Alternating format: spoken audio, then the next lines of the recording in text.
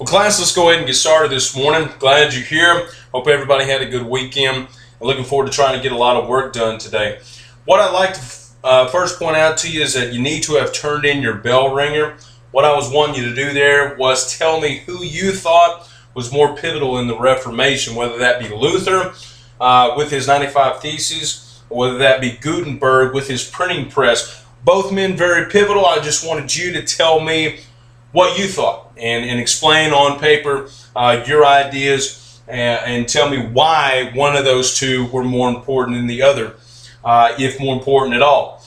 What we're going to be doing today is talking a little bit more about them, because what we're going to do is make a connection with the evolution of humanism and how the Reformation led to this. And because of that, our text are going to consist of 113.42, number 5, being the fact that these two things kind of correlate and these eras kind of go together. And so because of that, we're going to be looking at three major things within the church during the Reformation that then would later on lead to a humanist movement. So let's go ahead and get out something to write with and a piece of paper, and let's look at these things. First and foremost, what we have to do is go back and look at why the Reformation occurred in the first place. And just because you want to reform the church, you might reform the church, but what you're also going to have is a lot of people who are going to leave the church altogether because of these three things. The first thing I want to talk about is corruption within the church. The church dealt with their people very harshly. They kind of saw them as just people who were at their bidding, at their mercy. Clergy members are very powerful, and usually what they did was they used their powers for their own gain. And so there were three major things within the corruption that I want to talk about just quickly. Number one is wealth.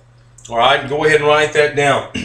Wealth became a huge issue with clergy members. They lived mostly in a very poor society. Most people were peasants at this time. And yet the clergy members were very, very rich, and they took advantage of this, had a lot of power, and again, forced the tithe and selling of things on the people, and using kind of the fear of going to hell as a way to continue that. And so what you had was a people who are looking at clergy members that are super rich, super wealthy, and people just don't necessarily like that when they are supposed to be in a servant role.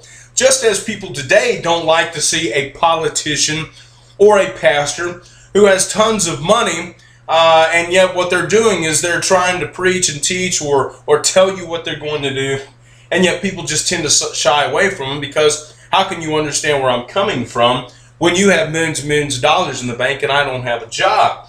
And so wealth was a huge issue there.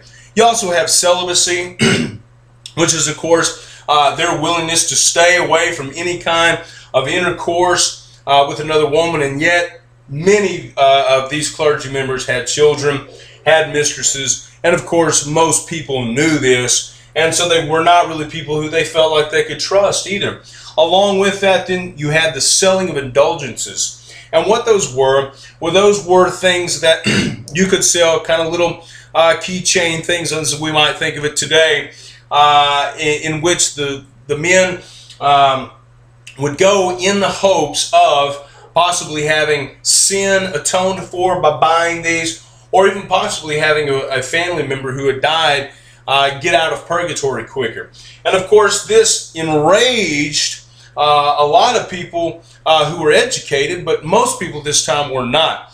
And so it came about that a man named Martin Luther, who was a German monk, very educated, taught Scripture, so he knew Scripture of the Bible very well, and of course comes out and says, this is just completely not true. There's nothing in the Bible that says anything about this. According to the Bible, salvation is gained a completely different way. Nothing about indulgences. So Luther goes to our second point here and writes the 95 Theses, or you could call them grievances, against the church. And he goes and he nails them to the church door there in Wittenberg, Germany. Of course, those are kind of the center of the towns. And so people would come and read, or if they could read, and come see what it was that written. And the truth is that most people agreed with what Martin Luther had said against the church.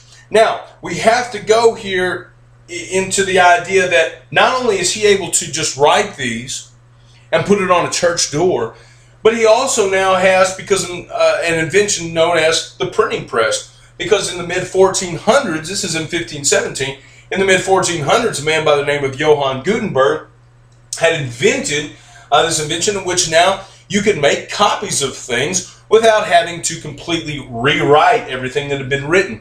And now what you can do is you can get ideas of writers or philosophers into the hands of the public in a quicker rate. Excuse me. And so what happens is that because of these three main issues here, you have basically the invention of an idea called humanism, in which humans are the focus and not God. Humans are able to find their own way. They are ordered to learn things by studying and educating themselves, and they can basically figure out what it is that they need to know. And so writers such as Descartes, Hume, and Rousseau write about things in which the human being is capable of anything if they'll just put their mind to it. And so needless to say, we can now use reason over faith. Faith is kind of the thing of the old, and reason is the new thing. And this is still something that even today continues to go on. We're still pushing this issue, even though this began in the mid-1500s. So because of the Reformation and the splitting of the church is not just reforming, but society itself is also reforming as well. I appreciate you paying attention. I hope you have a good rest of the day and look forward to seeing you tomorrow.